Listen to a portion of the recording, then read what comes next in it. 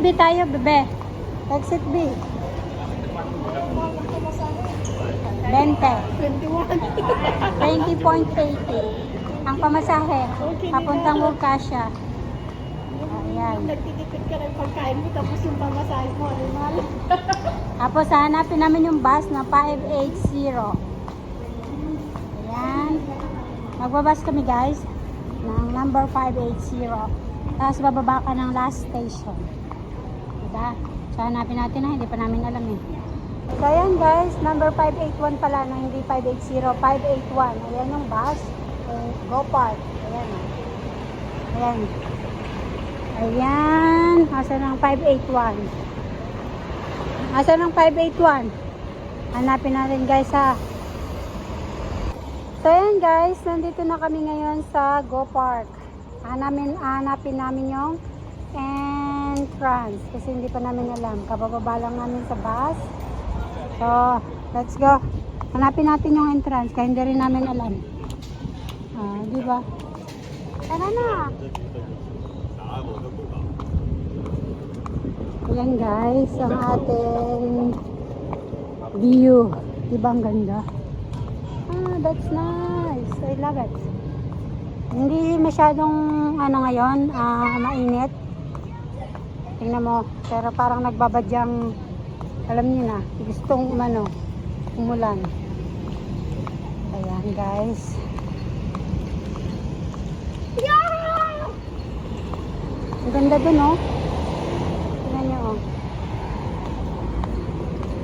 Wow! That's nice. So, sa taas makikita niyo yung Go Park.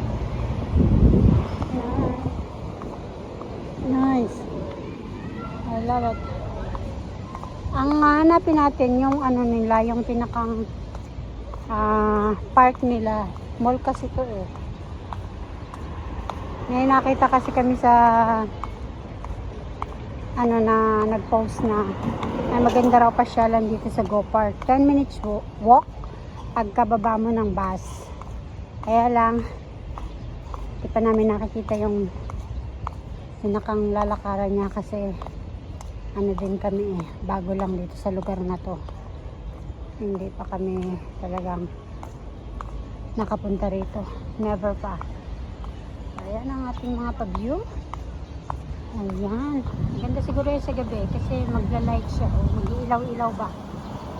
Wow. Dito to guys, located sa Workasia. Dulo na ng mundo. Pagkalayo-layo. Diba? Pero carry lang. Pinuntahan pa rin namin kahit malayo. Kasi alam nyo na. Para meron din tayong pang vlog. Pang post ba? Ayan. Ayan guys. Just stay with me. So, yan. Maglalakad tayo guys.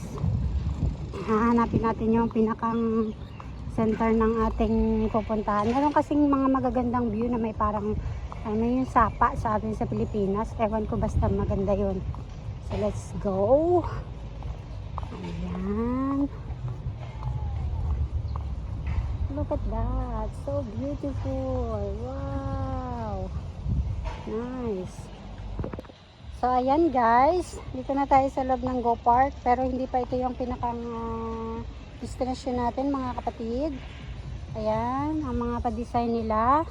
Tingnan nyo yan oh, ang ganda-ganda doon sa baba. Look at that. And here.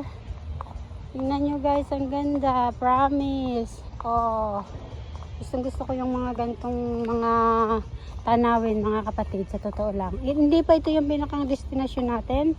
Ito pa lang yung bungad pa lang. Oh, bungad pa nga lang. Hindi pa ito yung talagang lugar na pupuntahan. Ayan guys, happy Go Park. Ngayon, teka nga, basahin natin. Happy. Ito lang ha. Go Park.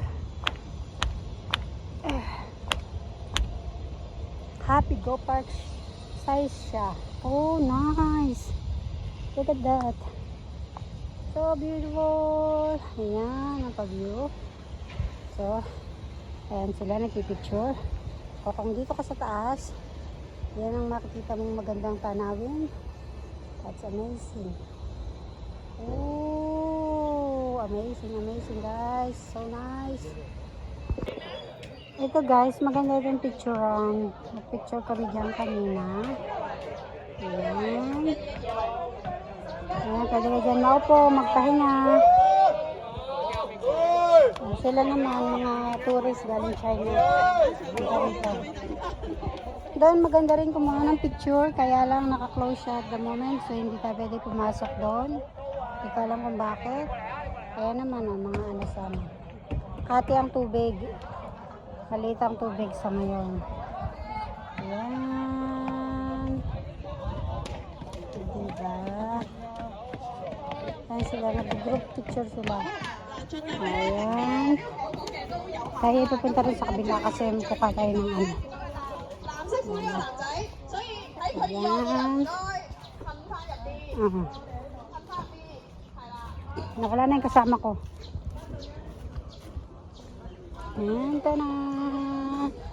May puno dito. Ayan o. Meron doon isang Indonesian kanina nagbigay sa akin ng ano.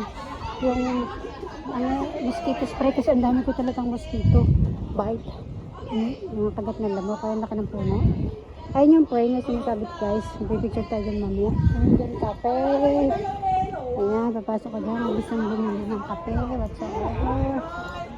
Ayan. Pag-picture na si Auntie Melba. Group photo.